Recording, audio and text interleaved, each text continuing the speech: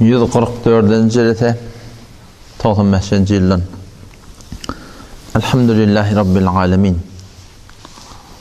Ve salatu ve selamu ala seyyidina seyyidil enbiyayı vel mursalin ve ala alihi ve sahbihi ecma'in.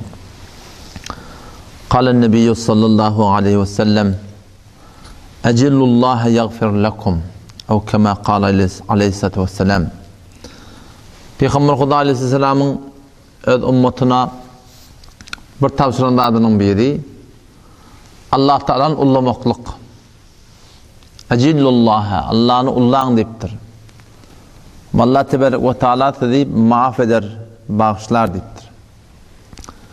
Hakikatinde insan her bir zattan beter şol Huda'yı gavvermeli. Şol Allah Tebarek ve Teala şonu gavvermeklik gerek. Onu gavvermeklik haçan molyar insan bir da şınak tapsa, marifet tapsa, şon hakkında gurrun etse, şonu qavu suratında tanıysa, şol miqdar insan ne ettiye, şol bir da muhabbet tapıyor. Ama Allah Tebarek ve Teala da öz bendelerini ödünü Kur'an'na marifi ediptir. Öz zatından naydiptir, Allah Tebarek ve Teala öz sıfatından naydiptir. Zat deyip şu vücuda değil, vücudu nezire.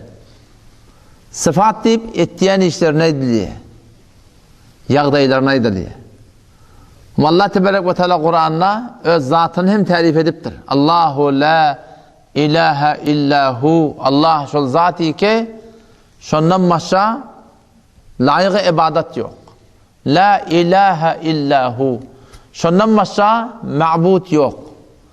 La ilahe illahu. Şondan başka alem cahanna hakim, hükümran, fermanrava yok. La ilahe illahu.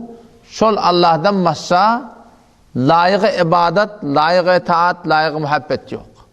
Şöyle bir zat şol, el-hayy. Men dir deyiptir Allah Teala. Ve tevekkel alel hayy. Tevekkül et ol bir dire. Hayti diri. Ellezî la yemutu. Ol diri ki hiç vatta ölecekke. Şol diri. El-hayy, el-kayyum. Alem cahan saklap durun. Şöyle bir Huday. Alem cahan saklap durun yanına munhasın adam yadın oluşuya bir kite kütüy sen gerişine bertele mescidin bu çetinden o çetine akıttıylarına emmanın hem deşiklerinden şuna tuğsuk gel. Emma şey elek yalın insan emmanı. Mescidin o çetinden o çetine akıttıylarına hıyavanın o çetinden o çetine akıttıylarına 1 hektar yerin içine 5 hektar 10 hektarın içine barıttırdın küttetmeyene. Sonra barıyardın sen gerişine bir kite küt beriyerle. Şunu ne etmeli? O çetine gitmeli. Sonra yadın o şeye, şu alem cahan taklap duran Huday ne kadar kudretli olmalı. 10 kilo, 5 kilo, 20 kilo, 25 kilo, 50 kilo. Burada da gerişini alıp uğrağında patanaklap, bağlayan yerin çöküp gidiyor. Ama şol Huday 7 kat asman, 7 kat diye. Tesavvur et, ne kadar ağır olmalı. Ne kadar ağır olmuş şey? Kilolap olacak derdi. Şu 7 kat asman, 7 kat yer taklap duran Huday ne kadar kudretli olmalı. El-hayy, el-kayyum taklaptı. Taklamaklık ne yaparım bile? Böyle taklayan da burada değil. Taklaptı olsun şeyler. Ama şimdi taklamaklık böyle duran zayında taklamaklık. O taklap densin duran zayında taklayacak ondan bara elin tandıra buraya. Argılla buraya. Ama Allah Tebarek ve Teala taklamaklığında ne deyiptir? وَلَا يَعُدُوا حِفْظُهُمَا deyiptir. Taklamaklık ona kıyınlamayaptır. Taklamaklık kıyınlamayaptır. Kayyumiyet kıyınlayan da diyor Huday Teala. Lâme deyiptir. وَلَا يَعُدُوا حِفْظُهُمَا şunu hifz etmektir. Şöyle aytyan cayındasın taklamaklık. Ne kadar kıyın. Bir voleye sen taklayardın burada değil. Ama bir voleye aytyan cayında taklamaklık. El-kayyum şol Huday ki 7 kat atman 7 kat yeri aynı öz aytyan cayında taklap. La ta'khuduhu sine. Ol Huday şeyle bir Huday ki Müslümandığın ona ömrükmeklik yok. İnsan ömrükmede yatmasa insanın var ölen günü 24 saatın sinne. Ama Huday Teala ne yaparım zat? La ta'khuduhu sine. Ömrükmeklik ona yok. Ve la nevm. Uğuklamaklık da hem ona yok. Ömrükmeklik, uğuklamaklık kimde oluyor? Bir zatide oluyor ki yadatın. وَلَمْ يَعْيَ بِخَلْقِهِنَّ 7 kat asman, 7 kat yer yaratmaklığına yadamaptır. Çünkü yadamaklık Allah Teala'da yok. Şu taydan Huday Teala'da yatmaklık da yok. La te'huduhu sine ve la nevm. Şöyle bir Huday ki leyse kemitlihi şey. Hiç burada sonyalıkta. Ne yaparım karşı Huday?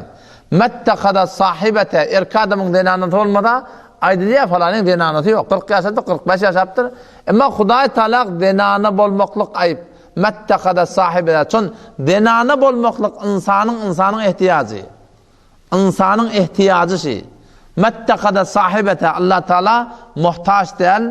O taydan denanatı yok. Vela velede oğlan uşak da yok. Oğlan uşaklı bolmaklık insanın ihtiyacı şey. Haydi bir insanla oğlan uşak bolmasa, oğlan uşak yok masa şoň ayıp bilniye. Ama Allah Teala ne mi? Denanı da yok, oğlan uşak da yok. Alem cahana idirip duruşu. Yut'imu idirip duruşu. Tetabet bir xanabadan şu gün olsun olacak onda ne kadar insan dehmede çiğe. Ama ol Huday 7 kat atman, 7 kat yer o görmeye yatanlardan Allah biliyor. Ama yut'imu alem cahana şu göde görünýärligiň içinde idirip duran şol yer ýalangdaky içindekileri idirýän şol yerin aşağındaky yatanlary idirýän şol hawada uçýan kuşlar zatlary idirýän şol jeňillerdekileri idirýän şol enelen gewretindäki yatan çağalary da idirýän şol yumurtkalyň içindäki dogurlantan çüçeleri de idirýän şol ol balyklaryň içinde nagadar ha näme ýatydy ol deneleri ya tohumdarlar yati. Olur da idiryan şol şeyde bir Huday yut'imu idriya ve la yut'amu Allah bir zat ki Müslümanın idirilmeye ve la yut'amu Allah Teala imeyen bir zat. Ne yaparım kaşol Huday Teala? Şol Allah şeyle bir zat ki la tudrikul absar öz zatına itiye. Gözler onu görebilmeydi. Gözler her senden çetin öde. Pıtanın öden perden ödeyen, defen öden ödeyen, tağın öden, ete öden yeri ödeyen. Taşta oran görýärsiň emma Huday Teala bir zat ki la tudrikul absar gözler onu görebilmeýär. Ve huve yudrikul absar emma Allah Teala şerif kudretli zat şu alem cahanyň gözleri hemme zadyny şu gözlerin hemmesini görüpdi. Ne kadar gözle ba? Göňe depdi, ne kadar gözle ba? Tagyňa depdi, ne kadar gözle ba? Solyňa depdi, ne kadar gözle ba? Gözün ýem pikredip oty, şu hemme gözlerden habar ba? Göz daşardaky zat Allah Tebaraka ve Teala ve huve alimun bidati sudur. Kurtan sünnet näme? Şondan habar bar. Şeýle bir Hudaý ki kul huvallahu ahad yegana şol Allahus samad Allah biniyaz hiç kim muhtaç değil. Belki hemme kişiňe muhtaç lem yelid Allah bir zat ki hiç bir dogurmapdyr. Belki näme dipdir kum feyekun bolýany bolup durşy diýe. Ve lem yulad doğurmapdyr. Onu Allah Teala nereden geldi kanı? Nazir zatqa Allah burada ki vel evvelu ve evvellanmamıştık. İbtidatı yok. Vel ahiru ahiret selim olacak. İntihati yok. Ve zahiru kudreti hem yerde aşikar. Vel batin yani Allah Teala'nın öz zatı batırgıldat. Ödü gödü görmeye. Şeyde mümurda fikrette dururken her ne kadar fikret Allah'ın naziri ne yapar bilpör karşı. Allah Teala'nın nazirin. Allah Teala Kur'an'da deyiptir. وَلَا يُحِيتُونَ بِهِ عِلْمًا. Sizin ilminiz, bilminiz Allah'ın ne yaparını bilmir deyiptir. Her vakit her zamanla Allah Teala'nı görecek diyenler oluptur. Şol Huday Teala muhabbet edip de aydınlı oluptur. Ve Huday Teala bir halde enkar turatında aydınlı oluptur. Musa Aleyhisselam'ın ödü muhabbet yüzünden Allah Teala'nı görecek deyiptir. Musa Aleyhisselam'ın kavmi bir halde enkar yüzünden Allah Teala'nı görecek deyiptir. وَإِذْ قُلْتُمْ يَا مُوسَى لَنْ نُؤْمِنَ لَكَ حَتَّى نَرَى اللّٰهَ الجَّهْرَ وَإِذْ قُلْتُمْ يَا مُوسَى yatlan ol vaktini ki Ben İsrailler ayttınız لَنْ نُؤْمِنَ لَكَ Ey Musa biz her gittiğine iman getirecek ya Hasan iman getirme hatta نَرَى اللّٰهَ الجَّهْرَ Allah'ın bir aşkar görmesek biz iman getirecek ya dedi. Şununla Huday Tebaraka ve Teala'nın gadabı şolara bolup çünkü enkar turatında bir muhabbet yüzünde olmadan şolar birden saika yıldırım tutup da var hemmeni öldürüyor şonu Huday Teala. Ondan sonra ne diyor? Yamaşşadan Huday Teala şoları diriltti diye. Musa Aleyhisselam'ın da vakti ki Allah Teala kepleşenle şo bilen şovukment bolýar yüreğine huvat geliyor. Şu Hudaýyň näzirinden görtem kamış. Şu Allah şu zatı ki şu giýen getiripdi, günü getiripdi, näzir zat kaç. Şumur görtem kamen. Şonda Huday Tebaraka ve Teala'nın Rabbi arini ya Rabbi Allah köket bana ödün deyip. Sen ki tetin gelip dur, men eşitip dur, kepleşip dur. Ya Rabbi Allah ödün köket bana. Arini andur ileyk. Ya Rabbi Allah hemen köket bana. Bir memur göreyin sen deyiptir. Allah tarafından ne cevap geliyor ki ya Musa lan tarani yani hergiz bolmaya. Bu dünyada bolacak zat değil. Walakin indur ilal cebel. Kaptalla bir dağ var. Şu dağda, şu dağcıda da tencidarsın deyiptirler. فَلَمَّا تَجَلَّى رَبُّهُ لِلْجَبَلِ جَعَلَهُ دَكَّا. Vakti ki Allah Teala'nın yalqım şu dağa çönne جَعَلَهُ دَكَّا. Dağ rize oluyor. Akıp çası kayıtıyor. وَخَرَّ مُوسَى سَعِقًا. Musa isen sonra yıkıldı diye bihuş oldu. Bir vakitten sonra tövbe edip tutup da iman getiriyor yani tövbe men diye. Men bu aydan kefimden diye. Şol Hudaý Müslüman doğan övmeklik gerek. Şol Allah Teala'nı tarif etmeklik gerek. Ödüne fikretmeklik haram. Sen fikredeceksin fikrediversen sana ondan peyda yok. Ondan hiç vakti insanın taqatından, kudretinden karşısat. Hudaý Teala bir zat-ı ki senurihim ayatina fil afaqi ve fi anfusihim hatta yetebeyyene lehum ennehu'l hak. Senurihim çalamlıkta bir koyudur diye Allah Teala. Hudaýa inanmayanlara, kıyamata inanmayanlara neme koyacak Allah? Ayatine öd nişanıyla mı değil? Hatta nerede koyacak Allah? Fil afaq. Alem cihan kahkeşarlarda, daş çevrelerde ve fi enfusihim öd vücudunda koyacak. Takınama hatta yetebeyyene lehum ennehu'l hak. Şu Allah'ın hak balığı ve hem de sonun elinlerine mi? Hem şu aşkar olsun diye. Hatta şu danışman dahi garbi şu kulli nizamı kahkeşarlara fikreda şolar da durup durlar. Nihayeten ne? Şun anlatına bir kudreti var. Bilip olmaya şun ne bilir? Şun tesevvürden haris. Şeyle bir zat ki la şerike lehu onun şeriki yok. Ve la nidde lehu onun mukabilinde hiçbir zatı yok ki yağın yağdırmalı diyorsun ya yağın yağdırmalı diyorsun. Ve la nezire lehu onun manandı yok. Ve la misle lehu onun misli yok. Ve la şeyle bir zat-ı ki ve la vezire lehu Allah bir zat-ı ki onun manakı veziri yok. O şeyle bir zat-ı ki onun ve la mudire lehu alem cihanı aylamaklıkta bir mudiri olsun bir zatının kömekçi olsun şeyle bir hiçbir zat-ı son kaptalına şunun şeriki yok Müslüman'da onun. Şol Hudaýyma övmeklik gerek. Ve biz sünnet sonra övüyat ha. Yönetçen ki namaz düşünmeyen okuyansak şol Hudaýa muhabbetli övüyanın düşünen ha. Subhane Rabbiyel Azim diyen ha. Pak menin adamatlı Rabbim, men adamatlı Hudaýym, men adamatlı alişan menin perverdigarım hemmedattan arasa şu namazda bir kelimat-ı muhabbet ba. Subhaneke Allahümme deyip duruyor. Ya Rabbi Allah'ın hemmedattan arasa ve bihamdike Allah'ın övmekliğe liyagatın tenki var. Ve tebarek esmike Allah'ın adın bereketli sen. Ve teala cedduke Allah'ın makamın şanın hemmedattan goğunda. Şeyle bir zat-ı ki leyse kemitlihi şey hiçbir zat sonyalıkta ve huves-semî'ul basîr Allah yermen şeneva bina deyiptir. Omşa tayda Müslüman doğan şol Hudaýa övmeklik gerek gelip veren vaatlarında. Şu Hudaý Teala'nın kudretini aydıp da övmeklik gerek. Kim şol? Ammen halakas semâvâti vel ard. 20. paran başlığında okuyor. Hudaý Teala özünü tarif ediptir, sonrattır. Ammen halakas semâvâti vel ard. Kim şu asmanları yerden? Kim şu deyiptir? Ve enzele lekum mines semâi mâ'a. Düğünden beri, öngünden beri yağın yaktı. Kim yağdırıyorsun siz diye? Ve enzele lekum mines semâi mâ'a. Defeden siz için yağın yağdırıyan kim? Yağın yağıptır ha öyle kim? Palçığa bulaşıp betiyken şu an yerin batan yerin var ya şayet bir kaşayla etek çımsın. Bir kummer yağın yaptı.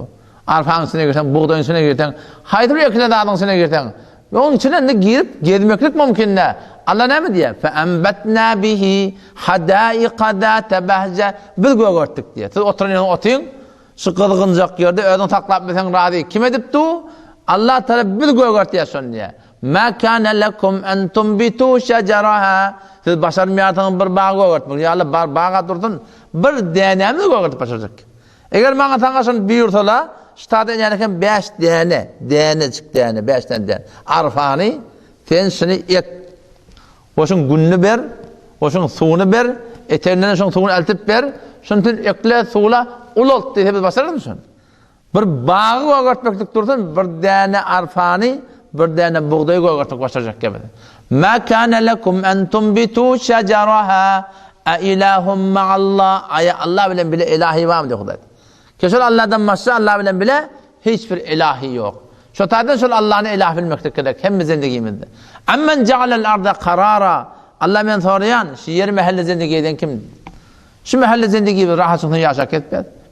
Milyar seyyara var. Hiç sayesinde bir lügat tutabılana. Gediyeliş kafirde teoreklerdi. Ayet çıkıyorlar, mırrika çıkıyorlar, ona çıkıyorlar, mana çıkıyorlar. Mahalle zendigi tafvalahına kaçık gidecekler şu Kore zemintinden. Şola da şun derk ediptirler şu Kore zemin. O da gitmeye. Yani yakıltı film gördüm. Şunlama ilim yüzünden la savd ettiler ki şu gün inelekem aşağıdan ne olacaksı deyip. Gün aşağıdan ne olacaklarını Peygamberimiz sallallahu aleyhi ve sellem ayet ediptir. Elim şu aşın peşert ettir ya, biliptirler. Şu gün şu meseleye var ya, bir sırrı dağıtla olacak, inelekem şu aşağıdan ne olacak? Toğlan şu Kore zeminin ahiri, kolay diye ayetiyallah diye şola. Ammen ceale lekumul arda karara, şu yer mahalle zendigi eden kim? Ve ceale hilalaha enhara, şu yerin arasında akar tuğlar koyan kim? Ve ceale leha ravasi, şu defetine dağları mihidik koyan kim? Ve ceale beynel bahreyni hacize, iki deryan arasında şortu, Sücütüğün arasında perdeni koyan kim? Kim ediptir şunu? Şol Huday ediptir Müslümanlığı. Şol zati keşidatlar ediptir, şol Huday şol hemmedat ediptir onu. Amma yerzukukum minas semai vel ardı. Tede asmandan yerden kimidir yedi? Kimidir ya bir de? Ve mey yursilur riyaha boşran beyne yedey rahmeti. Yağın gelmeka yel Allah Teala'nın boşluğu yağın yağacağı deyip. Şu yeli kimi veriyor diye Allah Teala. Kim etiyyaşlar Müslümanlığı onu? Kul araytum in ja'alallahu aleykumun nar. Ayet Resulü Huda padişahlığına ihtiyaçladı. Hem adamın mengelimde deyiptir da. Hem adamın mengelimde. Menden başka hiçbir hissat yoktur diye Huda Teala. Ammen kul araytum ayet Resulü Huda şunları ki Allah'ın vahdaniyetini anmaya. Araytum bana haber verin. İn ja'alallahu aleykumun nar. Eğer Allah günniydi koysa sermeden hemişeki İlâ yevmil kıyâme, ta kıyamet günü için. Hemişe günniyiz. Yaşap olur mu? Yaşap olmur. Hemmedatlar garaki. Men ilâhun gayrullah. Hayti bir ma'bud Allah'dan gayri. Ye'tikum bileylin teskunûne fî. Size şu giyeceğini getirecek diye. Kim getirecek onu dedi? Yulicul leyle fin nehar. Giyeceğini günniydi tanıyan sol. Ve yulicun nehara fil leyl. Günniydi giyeceğini tanıyan sol. İnnallaha falikul hab. Daneler bir gömük kayıt yaz. Daha aşağı daneleri çekiç falan ortam var aslında. Pıtrak diye şeyler. Arfanı şöyle koy yerin üzerine. Onu şöyle çekişen vurdu koyarsan. Pıtrak diye. Ezbet daha aşağı lakşır. Şenlik de var hurman şenlik. Ödürün daha aşağı. İnnallaha falikul hab. Şu Kuday'tan kudratın da şo yar diyasını.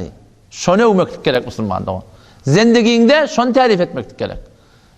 Her bir nimeti ki şu an bizim vücudumuzda var, zindigide var. Hayata bir lezzet hikâli yaratan, iyimeden, içmeden, yatmadan, turmadan, giymeden, her bir zattan Huda Teala hulasa etti. Ve ma bikum min ni'me. Size her bir nimeti ki bozun, feminallah, Allah taraftan. Ne şükürsüz kelpiyan hava. Huda yadını söyleyeyim hava. Tümme idâ messekumud dur. İna kıyınçılık şeyin başına. Narati. Fe ileyhi tecerun. Yeni yer ortaya ya Allah şey doğrulav. Ama Huda yadını söyleyeyim. Ama Huda yadını söyleyeyim. Kıyınçılık söyleyeyim. Ama kıyınçılık söyleyeyim. Yeni Huda yer var. Tümme idâ keşefet durru ankum. Yine de kıyınçılık söyleyeyim ne miydi? İdâ farikum minkum bi rabbihim yuşrikun. Yeni öyle Huda'yla şirk getiriyorlar. Halk diye etiyorlar. İyili ve etiyorlar. Şirki bu Huda diyorlar var. Fakat botperestliğim kadıyım yani. Hayti bir şeriatın hükmünün mukabilinde halkı ödesek, iyilik ödesen, ayalık ödesen, daşta olan ödesen, doğru şirki bu Huda. Şirki bu Huda, fakat Huda'dan gayrı çağırmakta. Onun için şu esir tevhid ben yaşamakta gerek. Bir ayet okuyun, gurun toku değil. 121. ayet, Sure nemede? En'amda. Barda okuyun şu da şirk Allah'a ediptir. وَلَا تَأْكُلُوا مِمَّا لَمْ يُذْكَرِ اسْمُ اللّٰهِ عَلَيْهِ وَإِنَّهُ لَفِسْقٌ وَإِنَّ الشَّيَاطِينَ لَيُوحُونَ إِلَى أَوْلِيَائِهِمْ لِيُجَادِلُوكُمْ وَإِنْ أَطَعْتُمُوهُمْ إِنَّكُمْ لَمُشْرِكُونَ. Nacur keptaşlar. Sahabe tefsiri kabili ne mi diye? Şirk diyorlar diye.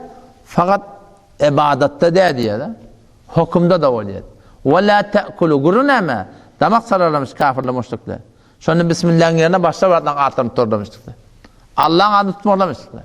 Allah Teala ne mi diye? وَلَا تَأْكُلُوا iman diye. Ne mi de imanla? مِمَّا لَمْ يُذْكَرِ اسْمُ اللّٰهِ عَلَيْهِ Damak sararlarında Allah'ın adı sonra tutulmaptır. Şunun iman diye. وَلَا تَأْكُلُوا مِمَّا لَمْ يُذْكَرِ اسْمُ اللّٰهِ عَلَيْهِ وَإِنَّهُ لَفِسْقٌ Günahkarçılık şey. وَإِنَّ الشَّيَاطِينَ لَيُوحُونَ إِلَى أَوْلِيَائِهِمْ لِيُجَادِلُوكُمْ İnsanın şeytanları şeytanlık, cıllan şeytanları, sizin cedeleşeli, gurun tanıyalı, şöhret alıyarlar. Hudaydan gari at tutun, Allah'ın at tutulmanı çağırılan sonra Allah'ın at tutulmanı damak salınanı iyidirecek oluyorlar diye. Huday bilen peygamberin hükmüne ters burada damak salınıptır, şundan iyidirecek oluyorlar. Şolara oraya bolduracak oluyorlar. Şona doğru iyidirecek oluyorlar diye. Ve in ata'tumuhum, eğer şu mesele-i şer'ide, halal haram etmeklikte, haram halal etmeklikte, şeriatta yok lan hava demeklikte. Ve in ata'tumuhum innekum lemüşrikûn. Setterset müşrik deyiptir Allah Teala. Setterset ne gösterir? İnne deyiptir, bir şey deyiptir. Lam ne getirtir, dibis tersede vardır. Pes şirk-i bu Huda diğerleri, fakat tevhid diğerleri Huda'ya öyle bolmaklık. Şirk-i bu Huda diğerleri Huda'dan gayriye öyle bolmak Müslüman. Onun şu taydan var şu. Hakiki tevhid ben yaşadık bara. Şol Huda'ya muhabbetini emeli suratından sağlık ettiğin oluyor. Onun şu taydan inşallah her yerde Huda'ya okireydi. Ve her yerde şol Huda'ya öyle boluydu inşallah. Nece inşallah. Allah temizden tevfik versin. Vesselamu aleyküm ve rahmetullah.